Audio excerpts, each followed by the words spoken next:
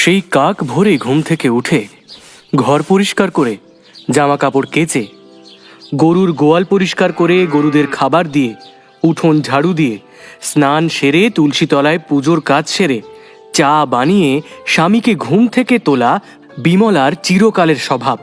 কিন্তু ওর স্বামী হরেন চাষি প্রতিদিন সকালবেলায় চায়ের খুঁত আর বউয়ের দোষ বার করেই সকাল শুরু করে।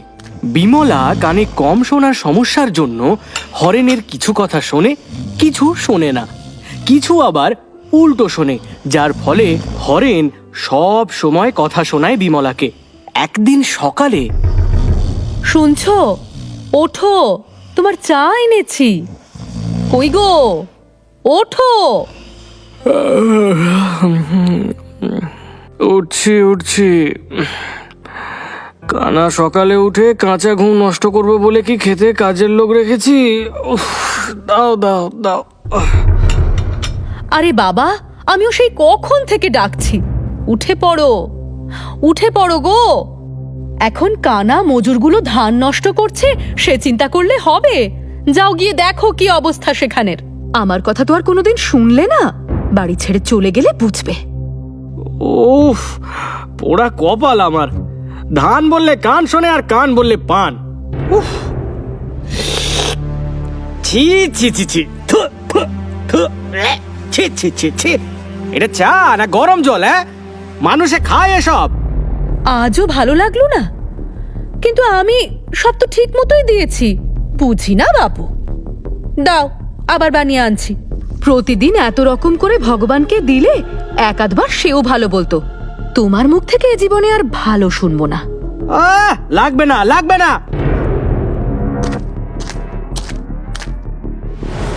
একটু চাপে না রাখলে আবার হাটে যাওয়ার তাল তুলবে। সকালের চা খারাপ হওয়ায় আর কিছু বলার সুযোগ পাবে না।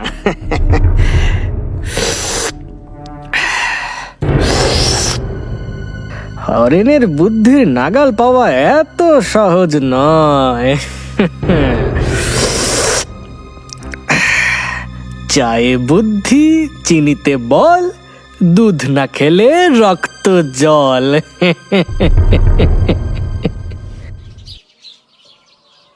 আজ তাড়াতাড়ি রান্নাঘরের কাজ শেষ করে খেজুর পাটি বুনতে বসতে হবে।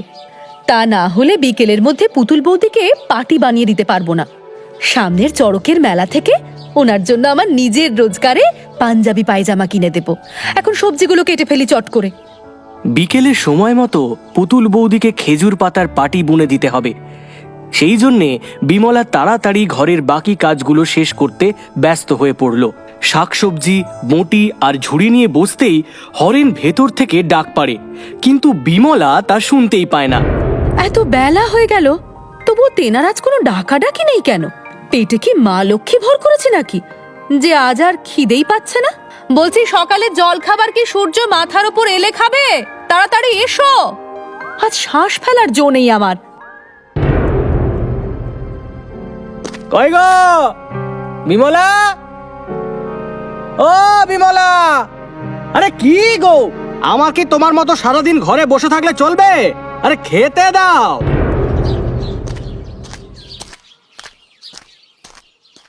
ও মা, আমি তো তোমার জন্যই বসে আছি গো। বসো, এক্ষুনি বেড়ে দিচ্ছি।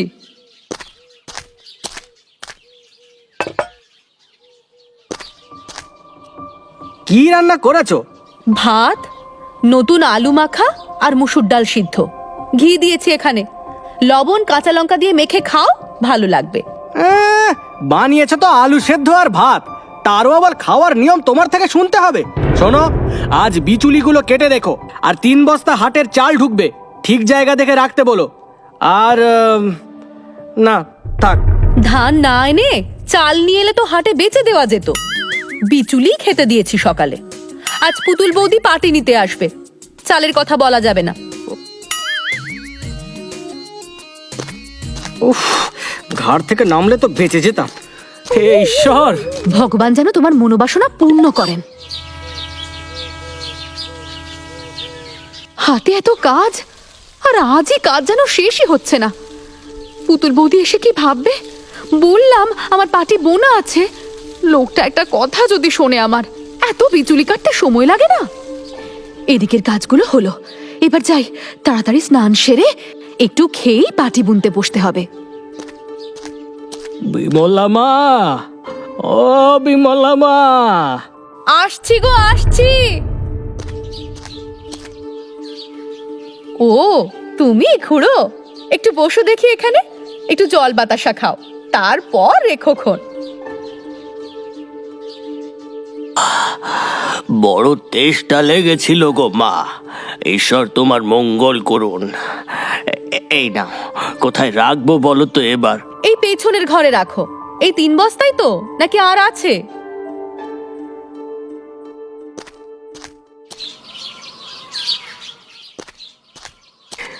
কই গো বিমলা, পাটি বোনা হলো? এসো এসো, তোমার অপেক্ষাতেই ছিলাম, এসো বসো।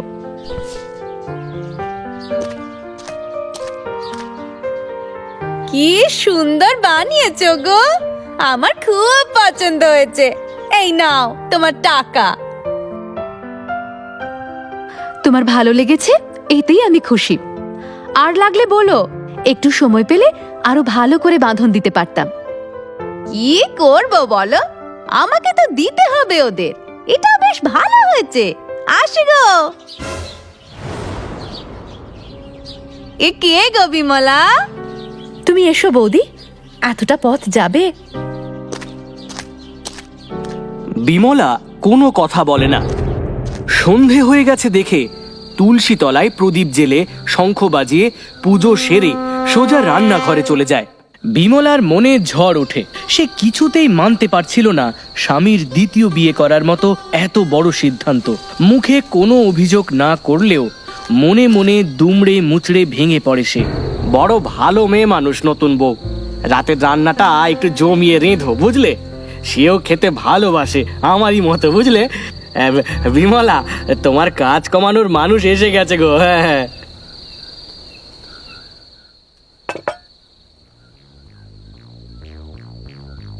একটু তরকারি দাও তো, বেশ ভালো রেঁধেছো।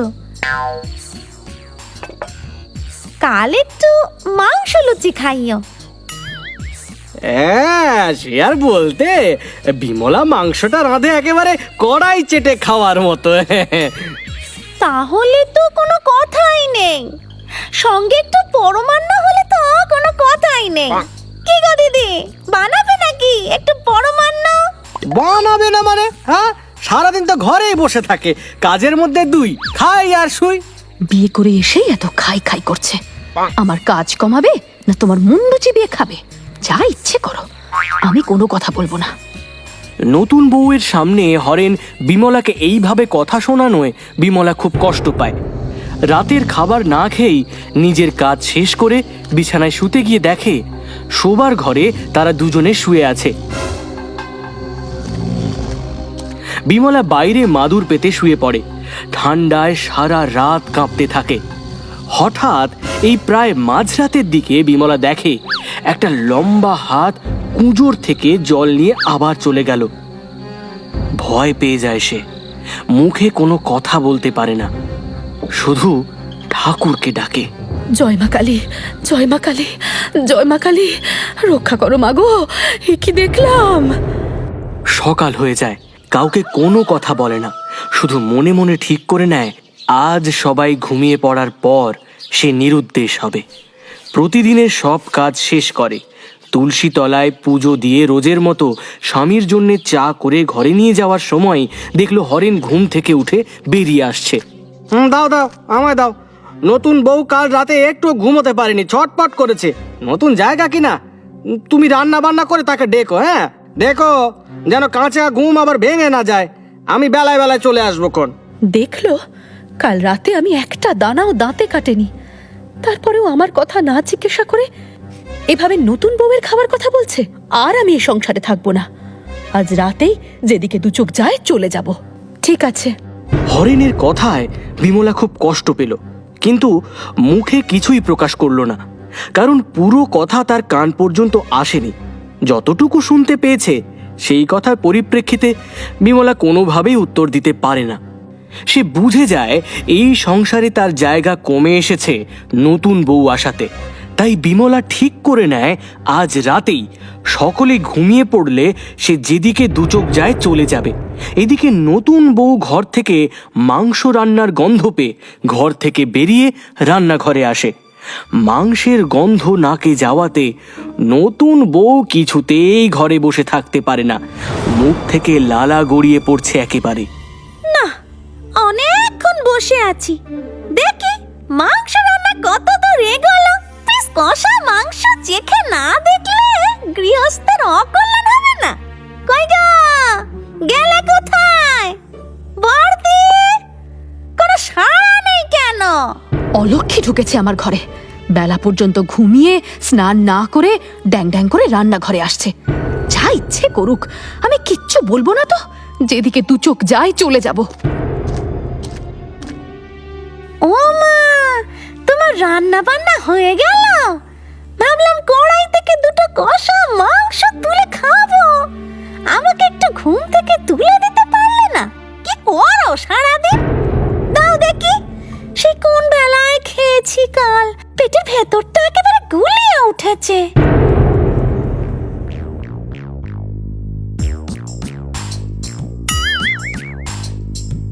আর লুচি দেবো?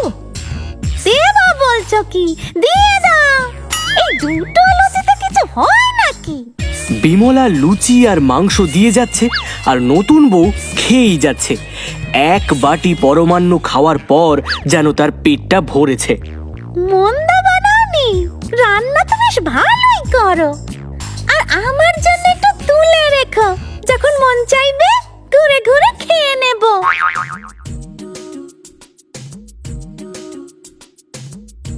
কোনো বাড়ির বউ এভাবে খেতে পারে?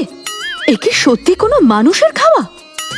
তুমি রক্ষা করো ঠাকুর, আমি আর থাকতে চাই না এ সংসারে। নতুন বউকে খাবার দিতে দিতে বিমলা একেবারে হাঁপিয়ে উঠেছে। এত লুচি মাংস একেবারে কোনো বাড়ির নতুন বউ খেতে পারে বলে বিমলা জানে না। এক এক সময় তার খাওয়া দেখে তাজ্জব হয়ে যাচ্ছে বিমলা। সবেমাত্র থালার সব খাবার শেষ করে আঙুল চাটছে নতুন বউ, ঠিক তখনই হরেন নতুন বউকে ডাকতে ডাকতে ঘরে ফেরে। নতুন বউ, ও নতুন বউ, কি গো? যে কাজটা সে এতদিনে একবারও করেনি বিমলাকে, হাঁক ডাক দিয়ে বাড়িতে ফিরেছে। রান্নাঘর থেকে এক গ্লাস জল হাতে বিমলা বেরিয়ে আসে। আর নতুন বউ বিমলাকে বকা শোনাবে বলে কাঁদো কাঁদো মুখে রান্নাঘর থেকে বেরিয়ে আসে। কই গো নতুন বউ, আরে ঘুম ভেঙেছে? সারা বাড়িতে মাংসের গন্ধ একেবারে ভরে গেছে দেখছি, কোথায় গেলে গো? ও নতুন বউ, তুমি ফিরে এসেছো? আমি আর এই সংসারে থাকবো না। আজ তুমি হাঁড়ি আলাদা করো। বড় বউয়ের কাছে একটু লুচি মাংস চেখে দেখার জন্য চাইলাম, বলে কিনা স্বামীকে না দিয়ে খেয়ে নেবে। আচ্ছা, খিদে পেলে আমি কি খেতে পারি না বলো? আরে খিদে পেলে খাবে না কেন, 100 বার খাবে। বিমলা, এক্ষুনি আমার সামনে এসো। তুমি নতুন বউকে খেতে দাওনি? এ সংসারটা আমার কথার বাইরে বেরিয়েছো তো বেরিয়ে যেতে পারো, দরজা খোলা আছে, যাও। একই কথা বলছো তুমি নতুন বউ? তুমি তো কিছুক্ষণ আগেই এক থালা লুচি মাংস খেলে, এখন এত বড় মিথ্যে কথা বলতে তোমার বাধছে না? শুনেছো কেমন খাবার খোঁটা দিচ্ছে আমায়? দিদি দেয়নি বলে আমি কড়াই থেকে দুটো মাংস আর লুচি তুলে খেয়েছি। এ কি আমার অন্যায় বলো? তুমি নতুন বউকে কষ্ট দিয়েছো? এত বড় সাহস তোমার? আজ একটাও মাংসর পিস তুমি খাবে না। সব মাংস আমি আর নতুন বউ মিলে খাবো। তোমাকে আজই বাপের বাড়ি পাঠিয়ে দিচ্ছি আমি। দাঁড়াও, দেখাচ্ছি তোমার মজা। এক রাতের মধ্যে তুমি আমাকে অবিশ্বাস করা শুরু করে দিলে। তোমাকে কষ্ট করে কোথাও পাঠাতে হবে না, আমি নিজেই চলে যাব। আমার কথা মিলিয়ে নিও, যেই বাড়ির বউ এভাবে খাবার খায় সে আর যাই হোক মানুষ হতে পারে না। চুপ কর মিথ্যাবাদী কোথাকার! আমি নিজের চোখে দেখেছি তুই মাংস রান্না করতে করতে খেয়েছিস। আবার বড় বড় কথা বলছে। ভগবান ক্ষমা করবে না তোমায় নতুন বউ, এই বলে দিলাম। এত মিথ্যেবাদী তুমি। থাক, কে সত্যিবাদী কে মিথ্যেবাদী আমি খুব ভালো করে বুঝতে পারছি। এতদিন তোমার সাথে সংসার করছি আমি, আমি চিনি না তোমায়? হ্যাঁ, মানুষটা খেতে ভালোবাসে বলে নিজে খাবার খেয়ে কড়াই চাপা দিয়ে রেখেছো। ছি ছি ছি ছি বিমলা, ছি। নতুন বউ না এলে আমি জানতেই পারতাম না, ছি। হরেন সত্যি মিথ্যে যাচাই না করে ছোট বউয়ের কথায় বিমলাকে অনেক কটু কথা শোনালো। বিমলা সেই শুনে মুখ চেপে কাঁদতে থাকে। তা দেখে নতুন বউ বেশ মজা পেয়ে মুচকি মুচকি হাসে, আর সে মনে মনে ঠিক করে নেয় বিমলাকে কি কি ভাবে সে জব্দ করতে পারে। হরেন আর নতুন বউ যখন ঘরে বেশ হাসি ঠাট্টা করছে, বিমলা তখন সন্ধে প্রদীপ দেওয়া, গরুর খাবার সাজিয়ে দেওয়া সব কাজ শেষ করে সবে মাত্র সিঁড়িতে বসে একটু হেলান দিয়েছে। তখনও সে কিছুই দাঁতে কাটেনি। মনের দুঃখে শুধু অপেক্ষা করে আছে বেরিয়ে যাওয়ার, আর সে করলো তাই। নতুন বউ, আরে গেলে কোথায়? বিমলা, উফ, আরে মাথার সামনে এক গ্লাস জলও রাখোনি। কি যে করো কে জানে বাবু।